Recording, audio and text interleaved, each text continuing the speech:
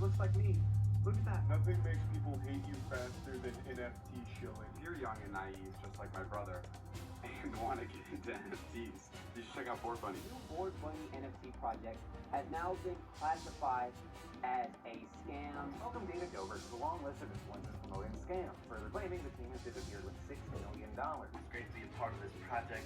I love the design inspired by Pokemon. It's a Pokemon knockoff. It's just like stealing money from people who are fans of Pokemon. Y'all better not miss this. They promise Peace to all you critical thinkers out there. I'm your brother in the struggle, Brother Minister Leaf. And today, family, we're going to look at the pros and cons of cryptocurrency. Now, I want you to know I looked at this and I was trying to be as fair as practical. And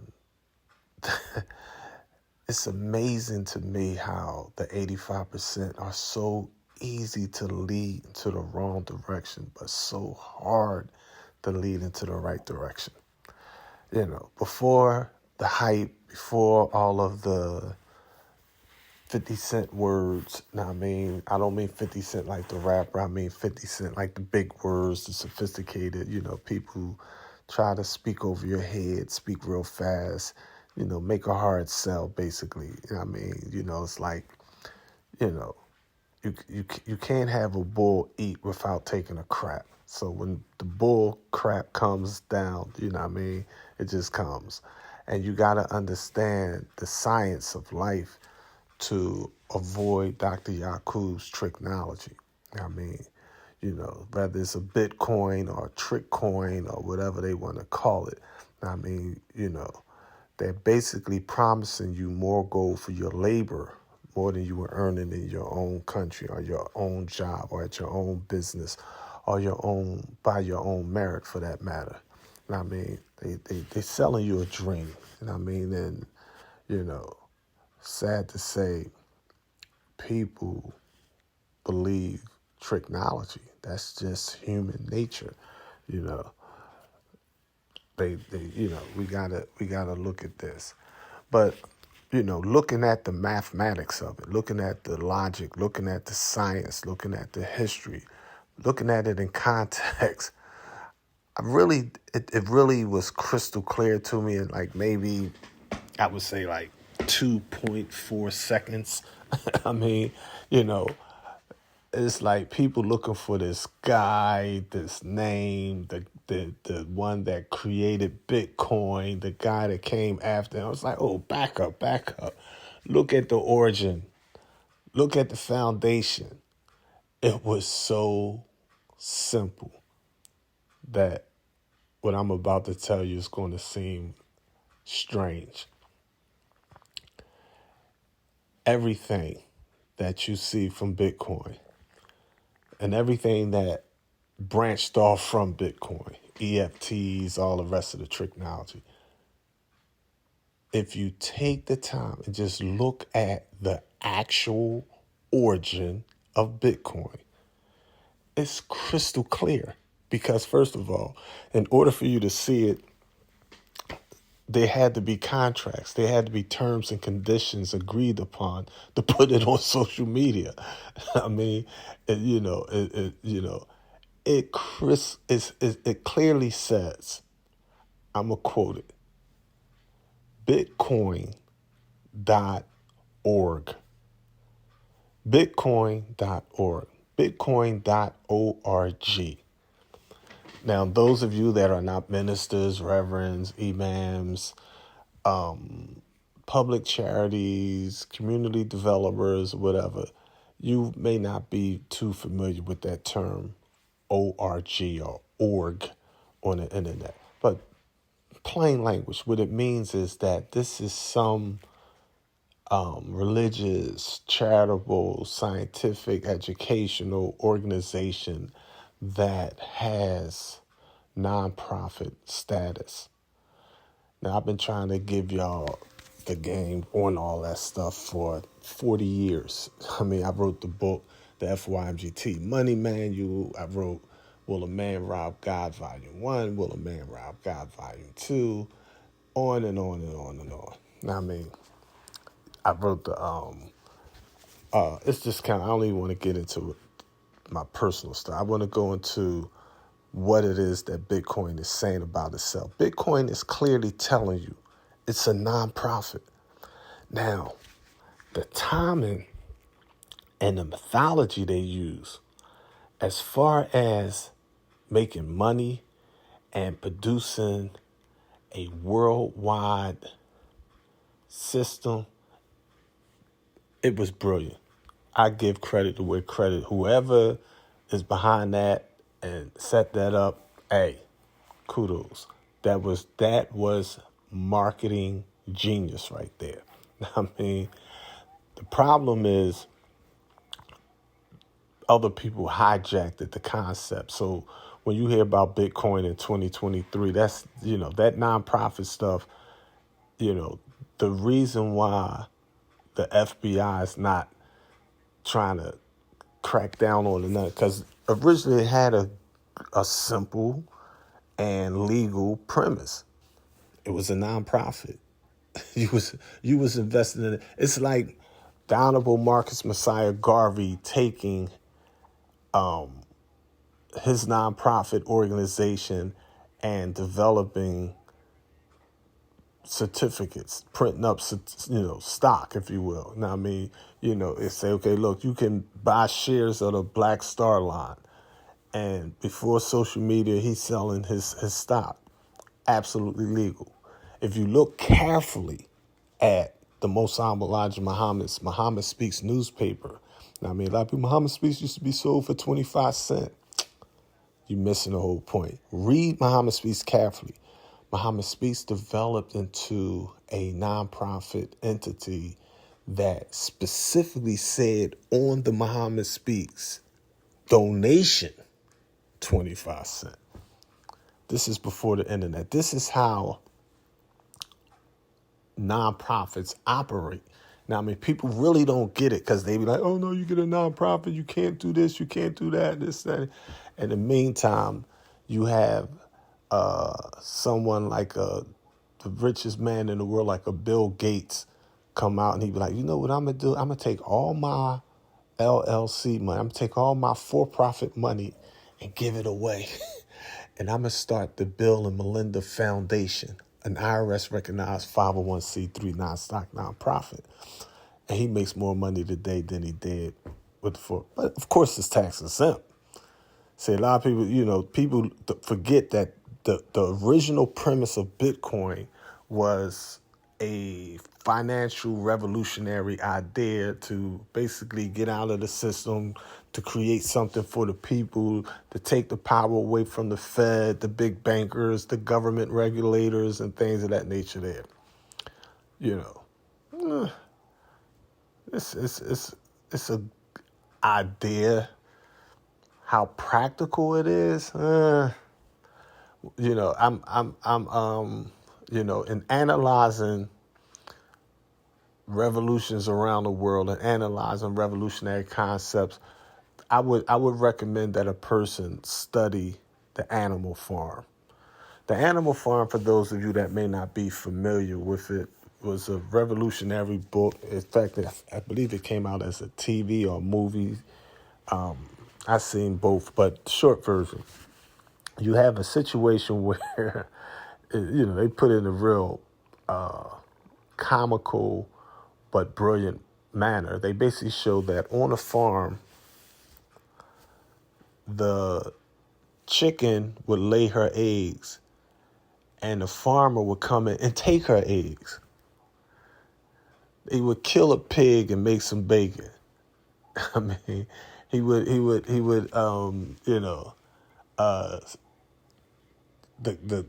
the calf come to get some milk from her mommy, and they push the calf out the way and take the milk from the mother, and they drink and sell the milk from the cows.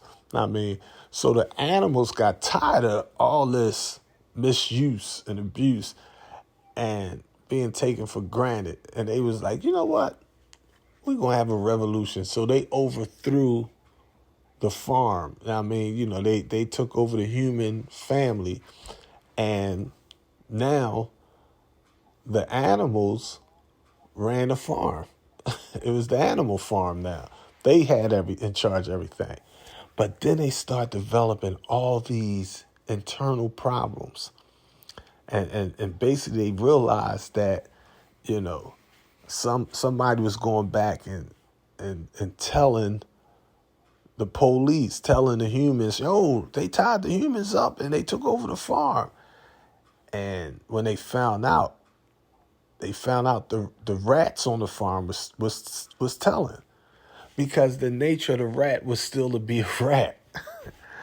I mean, you know, they was like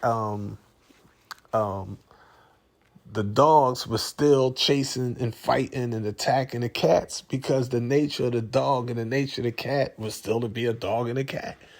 The cat would still eat the fish because the nature of a cat was, I'm still a fish.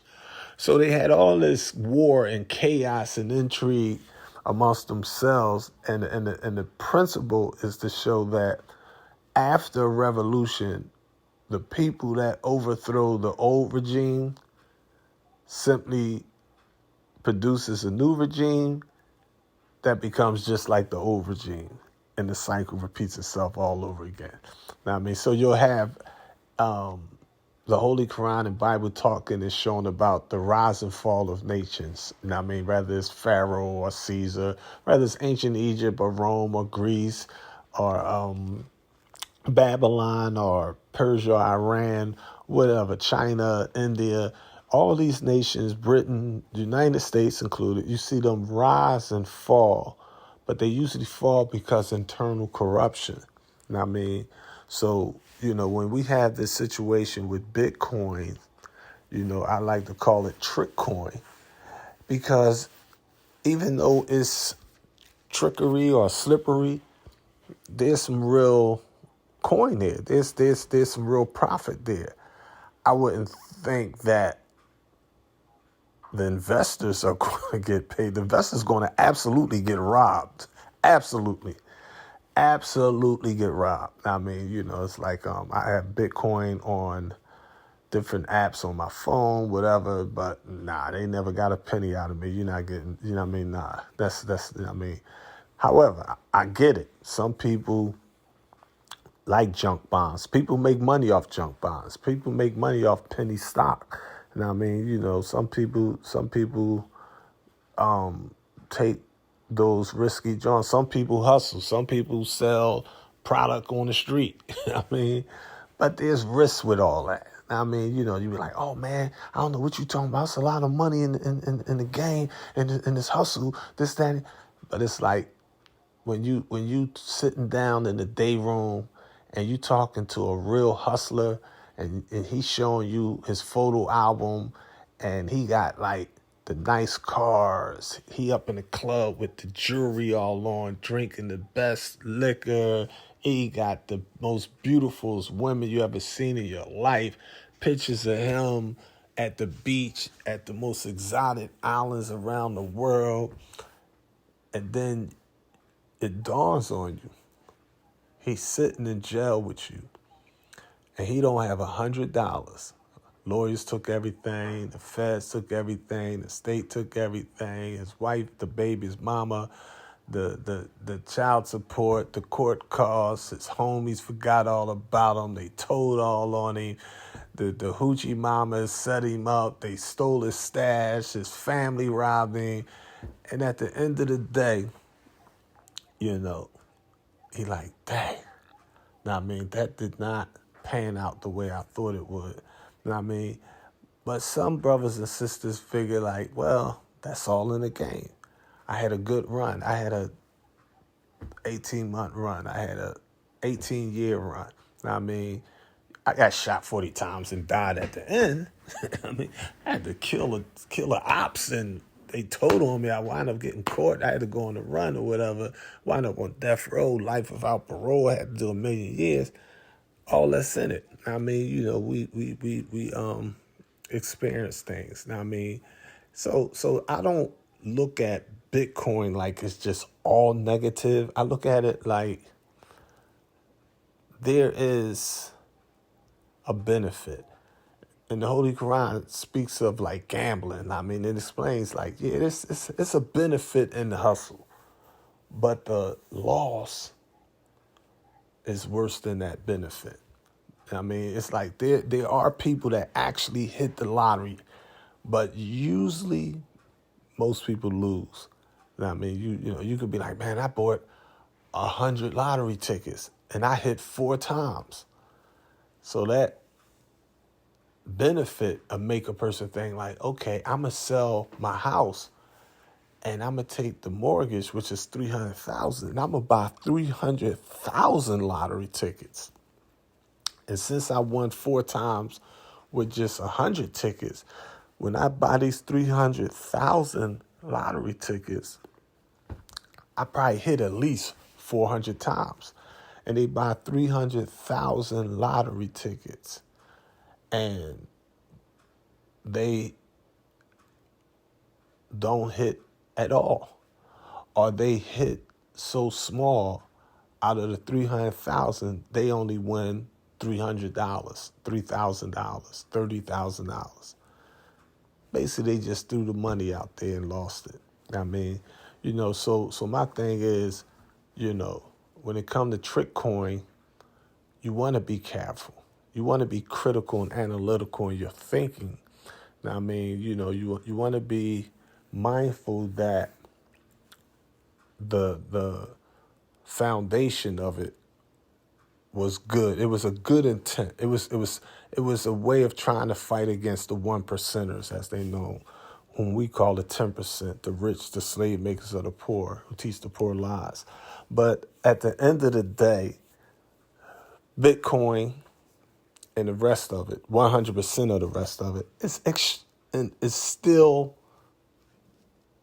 tied to the 10%. It's still tied to the banks. It's still tied to the feds. It's still regulated by the United States government because the internet is regulated by the United States government. You know what I mean? So the premise is wrong. Now, I mean, in order to do something like that, you literally would have to change the world system. Like if you get rid of all of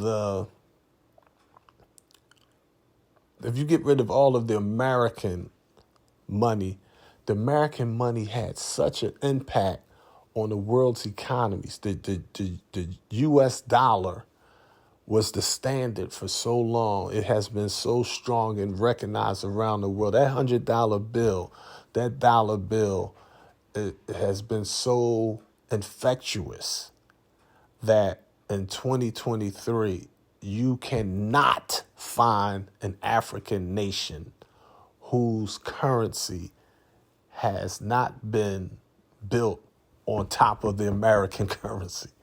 The Chinese yen, the Japanese yen, the money in Australia and the Philippines and Europe, the money in India or what have you, are all built directly, intrinsically, genetically on the American dollar. Same exact. So basically what you have is you have a bunch of little Americas all over the planet Earth. You have little capitalist, imperialists running countries all over the planet Earth. They may speak a different language. They may have a different religion. They may dress differently. I mean, but when you study it, it's the exact same 10% concept. The 10% rich slave makers of the poor is there. The 85% masses are mentally dead. And you have the 5% poor righteous teachers right there in that midst. It's like that in not some, 100% of the countries of Africa. Every part of China, every part of India, every part of Saudi Arabia, every part of Europe, every part of us, on every island on this planet, you will find the exact same system. Now, you may wonder, well, what about organized religions? My religion is the perfect religion. We have the perfect God, the truth, and this. It's like, listen, spooky. Wake up for a second. You can go back to sleep in about 2 minutes, but let me put you down with something. If you study any religion on the face of this planet, any religious body, any body politic, if you will, any sovereign movement, if you will, you're going to find some basic commonalities. All right, I'm talking Muslims, I'm talking Jews, I'm talking atheists, talking Christians, Catholics, Protestants, Hindus, Buddhists, black, white, yellow, green, the gays, the straights, the Democrats, the Republicans, the independents. It makes no difference, family. We're talking human nature. You're going to find the hierarchy is structured that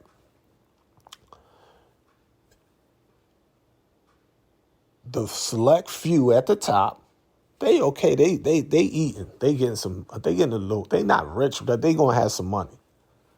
Then you're going to have the body politic, and you're going to find at the bottom of all those religious organizations, you got these sincere but financially broke and impoverished followers.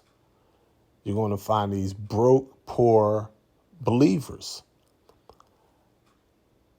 Now, they collectively may have different class, but in general, you're going to have the poor, the middle class, and the rich, if you will.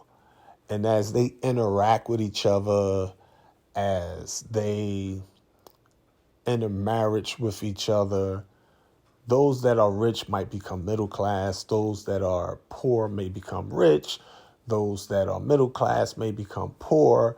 So the dynamics of it fluctuates according to the time and circumstances of the social dynamics of the people. But that is just the reality of how this world operates. It's the exact same thing in the corporate world. When you look at corporate America, the CEO paycheck simply is not the same as the janitor that's mopping the floor inside that company. The janitor that works in that company, the cook that works in the cafeteria of the company, the window cleaner that cleans the windows of that company simply does not live the way the treasurer lives, the chief financial officer lives, or the chief executive officer, or the vice president, or the board of directors. Their checks are simply going to look different. You're going to see this hierarchy of classism, racism, sexism all over the planet Earth. And those that are in different positions, you got the poor that be trying to come up. So they going to give you the spill of anything as long as you put some money in their pocket. You're going to be that meal ticket. They got bills to pay. They have luxury cars they want to show off in. They want to go to the clubs. They want to do everything that the messenger warned us about. The messenger told us in the 12-point program, he said, stop buying expensive cars, fine clothes, and shoes before living in a fine home. So, no matter how much righteousness, spooky righteousness, or holier than thou stuff they may spill, at the end of the day, you're going to have the haves and the have-nots. I ain't talking about just the devils. I'm talking about amongst gods and goddesses. Amongst the conscious community, the righteous, the black folks, the brown folks, the yellow folks, the red folks, the albino folks, the white folks. You're going to have this dichotomy, this contradiction. Jesus said, you always had a poor with you. That's how you know it's of this world, or the devil's world. Because in God's world, this way of thinking, this concept of nations and religions and these labels and borders and all this spooky stuff that we have right now, that takes away from our humanity. and restricts our will and suffocates our ability to show and prove that humanity can really master the whole entire universe. Now, I mean, but if we take and extract oil out of the earth and consider that money, or some rocks, and say that this silver or this gold is money, or these rocks over here that's different from these other rocks, we call these diamonds or emeralds, or this piece of sand that's in this oyster, we call it a pearl, and we make these things of value and we use them to create classism, racism, sexism, nationalism, tribalism, then we're going to have to go to war. And this is what we have. We have financial wars. We have drug wars. We have a war on poverty. We have religious wars. It's just constant imbalance. I mean, as the ancient Egyptians used to put it, we don't have that mayat. We don't have that universal balance, that inner peace, that outer peace, that serenity. I mean, because one way or another, we're affected by the actions of negativity. I mean, and, when you look at Bitcoin, and I'm just speaking off the top of my head, when I analyzed it personally, I start connecting the dots, and it dawned on me, oh man, something happened. I don't know how long. It had to be probably like 20 years ago, somewhere around there. But I remember I was watching Stephen Colbert, and he was joking around, but he was being serious. And basically what happened earlier that day was the U.S. Supreme Court had made a decision that basically said that nonprofits or corporations are people. What did that mean legally? In the United States, basically what they were saying was that if somebody came through McDonald's drive-through and they gave them a cup of boiling hot coffee and it spilt on them and it burnt their leg, and that coffee was so hot that it took the flesh off their body, burnt the skin off their body, off their leg. They can't sue the person that spilled the coffee. They can't sue the waitress. They can't sue the manager. They can't even sue the board of directors, because McDonald's, in this instance, McDonald's is a person. So you can sue McDonald's. You can sue an entity. You can sue Walmart, Amazon, what have you, Disney, whatever. Know what I mean? And using that, the 10%, the rich, the slave makers, and the poor, they seen the opportunity like, oh, these slow jokers don't understand the game. So what they basically did was they formed what they called super PACs. Or political action committees. And basically the way it's structured, Colbert had an expert like a lawyer on there. He was like, let me get this straight. You're saying that the Supreme Court is saying that a politician can basically raise funds and receive donations anonymously. And he's like, yeah. So Colbert jokingly was like, okay, I'm going to run for president and I'm going to raise money anonymously, but I'm going to give the money away to charity. But he just wanted to show how dangerous that concept was. No regulation. And he raised millions doing it, but it was a joke, but he really raised money doing it. And, some genius who was shrewd enough to peep it connected the dots. And they was like, oh, since a super PAC is a person and Obama could raise all this money, Trump raised all this money, Biden raised all this money, why can't I make and raise all this money? So basically in the nonprofit sector, you have all these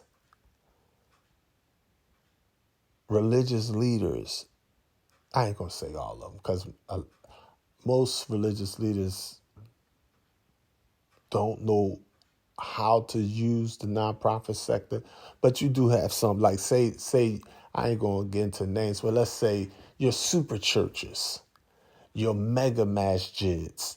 I mean, they used their 501c3 status, and they like, we get the church for free. When the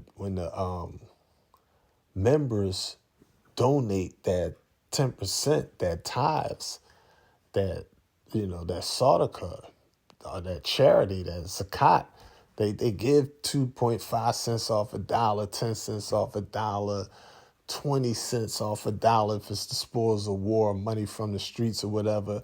Know what I mean? It's a tax write-off. There's a legal remedy there that is not some pseudo sovereignty type of teachings, but it's actually regulated and backed, because the founding of this nation, they had a colony, then they had 2 colonies, then eventually they had 13 colonies.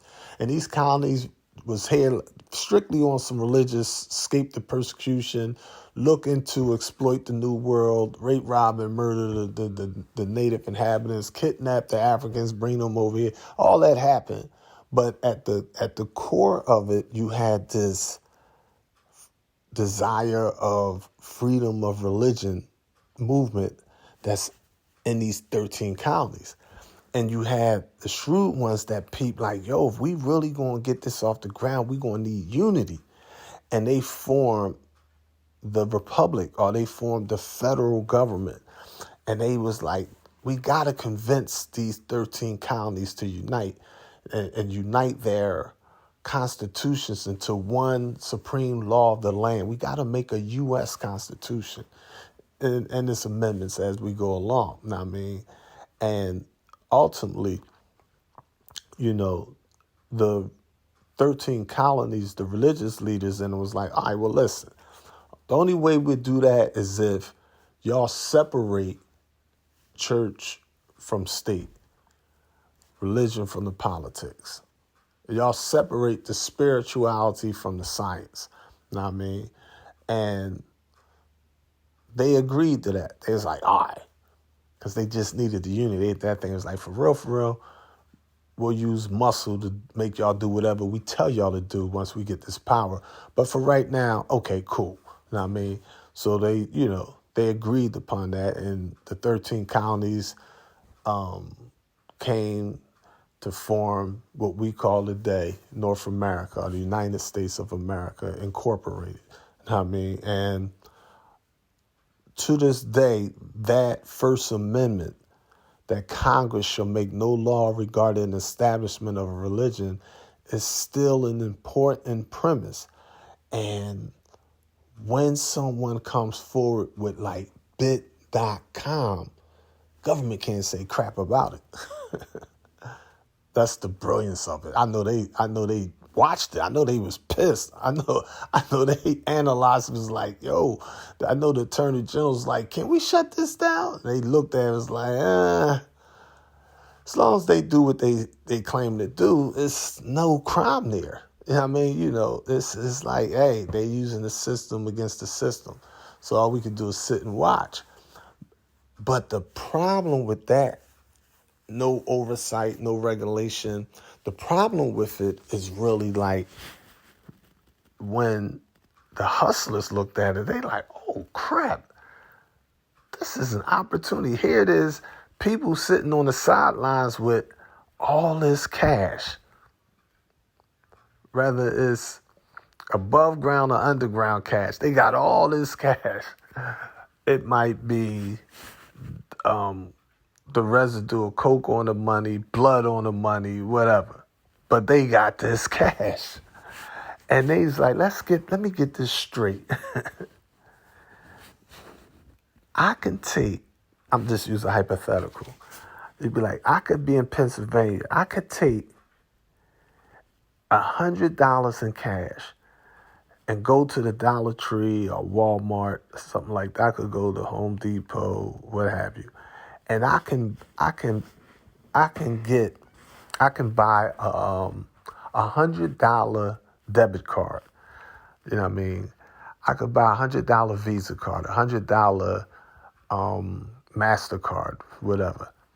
And I could take this $100 card and I could go on my phone, on my tablet, on my computer, my PC. I could take my laptop, whatever. I could take my iMac, whatever. And I could take and go on bit.org and I can buy $100 worth of Bitcoins using this dirty money. And Bitcoin is going to send me $100 in digital coins or tokens. And I could take this $100 tokens that's on my app or on my wallet or on my phone or laptop or in my account, and I could transfer that on the other side of the country and open up a bank account. Or I could send that to another country and open up a bank account. Or I could take that and go on any website like Amazon. I could go on, I could go to the jewelry store. I go to Zelles and be like, I want to buy this 10 karat gold wedding band on sale for $59.99. Little thin gold band, $60. And they'll take and accept my payment because I'm able to transfer Bitcoin into I could send the Bitcoin to my Cash App. I could send it from my Cash App to TD Bank, from TD Bank to Bank of America, from Bank to PNC Bank. I could send it to my Citadel Credit Union account, whatever. I could take and send it to my Chime card or my Venmo card or my Cash App card, and I could go to any ATM and put it in there and pay that machine $1.50 to $3.50, and I could print out $90 in cash. I could put the card in the mail and send it to my homie on the other side of the country, and he or she could take it to any ATM and get the cash off the card. So that is an extreme use of something mundane and something ineffective and something that a financial scientist look at it like, this is a horrible idea. This is nothing but a scam. This is nothing but a pyramid scheme, whatever, a Ponzi scheme. That's not the issue. That's not the point. The point is there's rules to the game and there's no rules to the game. Let me say that again, family, because the spooky ones don't get it. There's rules to the game and there is no rules to the game. 99.99% of people don't get that.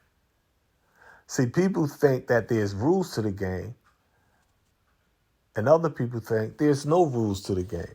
No, it's a dichotomy. It's a contradiction. It's both. There's rules to the game, and there's no rules to the game. If there's no rules to the game, then that's the rule of the game. There's no rules to the game. If there's rules to the game, there's always an exception to any rule. And that is the law of polarity in the Kabbalion system. See, to the gods, they get it. You cannot have an entity known as God unless he or she or it or they is the devil. You can't experience heaven unless you experience hell. You can't say you're alive unless you are dying. You can't be old unless you're young. You cannot be rich unless you're poor. There is no black person that is not a white person. There is no dominant gene that doesn't have a recessive gene. There is no melanated black person that does not carry the white gene. There is not a white human large organ skin form on earth that doesn't have some black in it. There are no white people that didn't come from black people.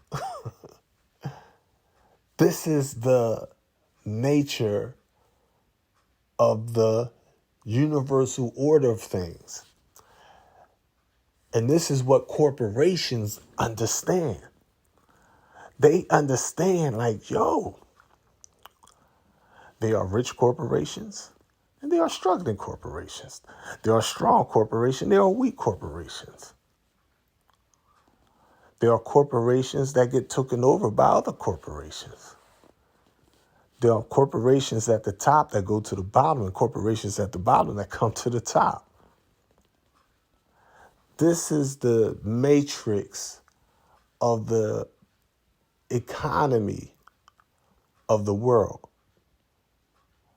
Now that money could be in a form of data, but once the data goes through a process, that money becomes information. It becomes technology. It becomes bitcoins. It becomes 3.0, as they call it. It could be a pillar. It could be a flower. It could be a picture. It could be a certificate. It could be a CD. It could be a stock. It could be a bond. It could be a mutual fund. The nomenclature or scientific name that you put on it is absolutely irrelevant as long as someone believes in it. It's real. If you paint a picture of Santa Claus and people believe that that is Santa Claus, on this planet, you will see some human being dress up and become Santa Claus. If you paint a picture of Jesus, you will see some human being that claims to be Jesus. If you draw a picture of a vampire, a werewolf, the devil, a mummy, whatever, you will have human beings that will emulate that idea no matter how weak or how strong, no matter how true or how false, that is irrelevant. Human nature is going to emulate an idea whose time has come. Determined and recessive ideas.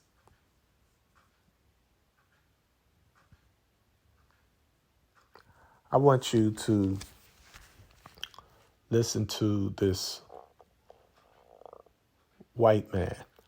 Now, I'm speaking in the sense of, I liked his video. I respect the information that he was sharing. I didn't agree 100% with everything, but I just want you to hear from him because a lot of our people believe that the white man's ice is colder than the black man's ice. Even though ice freezes at 32 degrees, they be like, his ice is colder. And scientifically, some ice is colder than other ice. I mean, some ice could go down to Kelvin. Some ice, could go below zero. And it literally be colder than 32-degree ice. I mean, it'll be so cold it'll burn you because of the law of polarity. I mean, so I want you to just reflect on this for a minute. Peace. The struggle continues. Make sure y'all check out our website at noireport.com. That's NOIREPORT.com. Peace. the last 6 months, I've been working on my own NFT project. The project is called Cryptozoo. I believe it's going to change the game. CryptoZoo, Logan Paul's newest project, are basically a bunch of stock photos from Adobe that have been poorly photoshopped. Unfungible tokens, yes. I do know what they are, but I don't really like them at all, really. I'm not really into them. Nobody seems to like NFTs. We didn't find anybody who actually had anything positive to say about them. Whenever a big celebrity or influencer would post something related to NFTs on their social media, you'd see a whole slew of people responding with, "Oh no, not you too." And this wasn't just limited to individuals either. Companies began getting a lot of flack for even talking about or dabbling into NFTs. In 2021, people found out what cryptocurrency actually was that they hated. It is all get-rich-quick schemes promoted using technology as the cover. All of it. That's what crypto is. And NFT is the latest species.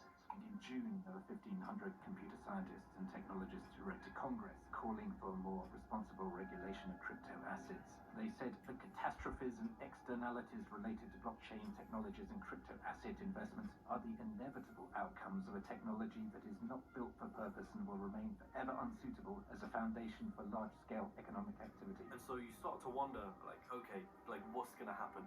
And I know that it really shouldn't surprise me, but a whole new packaging had been in the works, and a brand new word was taking the stage.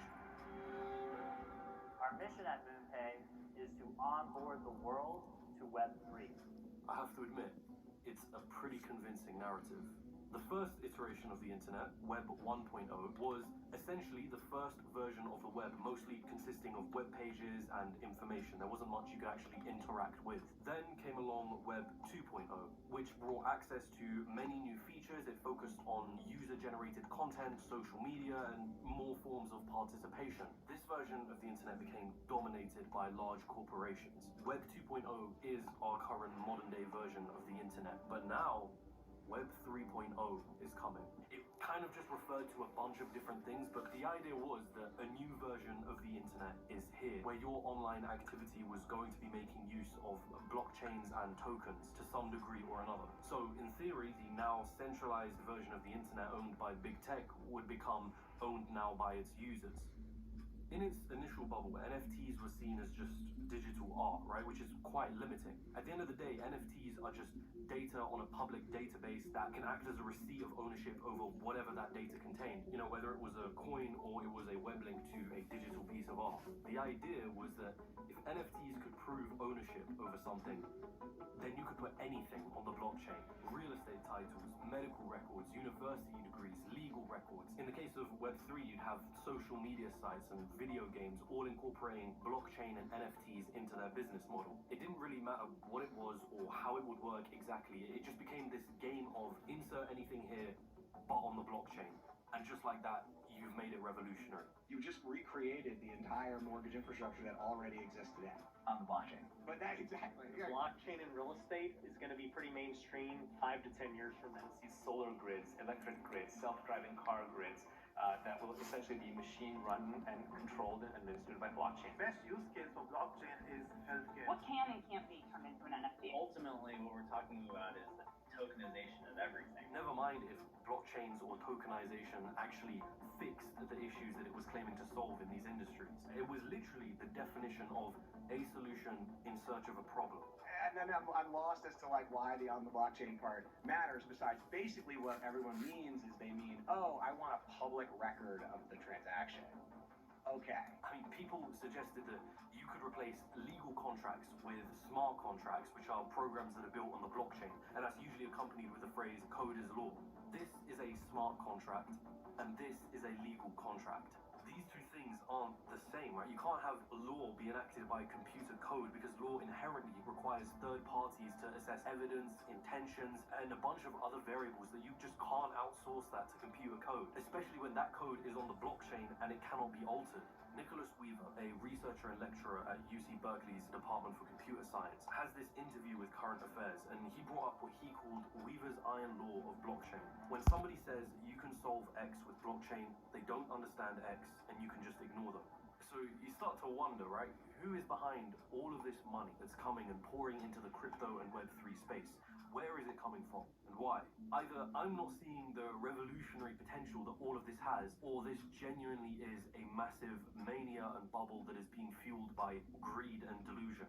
So-called next version of the internet that's attracting big money from venture capital. Venture firm called Andreessen Horowitz. Have you guys heard of it? I kept seeing this venture capital name pop up. We've been in this space for a long time. Kind of a big deal, running the crypto fund with more than $7 billion in capital to deploy. Andreessen Horowitz, otherwise known as A16Z. They're one of the largest venture capital firms. They have a crypto fund with around 7.6 billion to be invested in crypto and Web3 startups, and have been investing in crypto companies dating back to 2013. If you wanted to meet the smart money behind all of this, then these guys were the best place to start. They say that crypto is far more than just a financial innovation. It's social, cultural, technological. In the month of October of 2021, A16Z led a funding of $150 million towards the company that was behind Axie Infinity. A16Z general partner Ariana Simpson claimed that this was an example of where Web3 is going to revolutionize the internet. In her own words, literally, Axie embodies a new generation of games. What this means for the future of games and really the web as we know it is as big as your imagination will allow. Where do I begin? Axie Infinity was what you would call a play-to-earn game. It was this new genre of games appearing in the Web3 space, which, as the name suggests, allows players to make money when they play the game. In the case of Axie Infinity, what you had was this game where people would breed, collect, and fight with these creatures called Axies. When battling inside the game, it was possible to earn this token called SLP, which could actually be traded for real money. So what started happening? Well, people started playing the game, but instead of focusing on the fun of the game, the focus became on How to earn more SLP. How do you profit from Axie Infinity? The most expensive Axie ever sold was worth about $800,000. I've invested $13,232. To even play Axie Infinity, you had to purchase 3 Axie NFTs, right? And as the value of Axie NFTs started to rise, certain players wouldn't be able to afford the buy-in price. So guess what started happening? Those who had the money to buy 3 Axies began to lend their creatures out to players who couldn't afford it, and they were called scholars. How to set up your own scholarship program as a manager in Axie Infinity. I'll be giving out a scholarship every 2 weeks, so that's another 6 scholarships is my goal. Scholars would then play the game using their rented Axies, earn SLP, and then give a cut of their earnings to their managers. My team of 12 scholars was roughly earning me $1,700 a month. $600 from my scholars. With all my current scholarships working, I'm earning about $6,000 a month. Axie Infinity, a play-to-earn crypto gaming juggernaut that has led people in countries like Philippines and Venezuela to make a living. These are players from the Philippines who are making a living playing Axie Infinity. Most of the scholars who couldn't afford the buy-in price, they were from developing countries, right? People who likely saw Axie Infinity not as a game of leisure, but as a means of producing income. I am here to apply scholarship on Axie Infinity. I want this scholarship because I want to earn more. I can play 6 to 12 hours a day just for playing Axie Infinity. I would treat this as a job, not just own a game. I want to help my family on their expenses and save up money for my tuition and college. So I want to be a scholar so that I can meet the needs of my family. What you ended up with was a game where players are playing in order to make money. People are basically feeding their entire villages playing our game. But the only reason that they're making money is because others are buying in to also make money. In the case of things like Axie Infinity, there actually are a bunch of innocent victims, right? I mean, when you run a pyramid scheme, unfortunately, you get a bunch of poor people in the Philippines who are poor when they start, and they're just hoping to make some money, but then what happens is they actually lose money. The value of SLP, which is the token that people use to actually make money in the game, has fallen 99% since its peak, and its user base has been in decline since.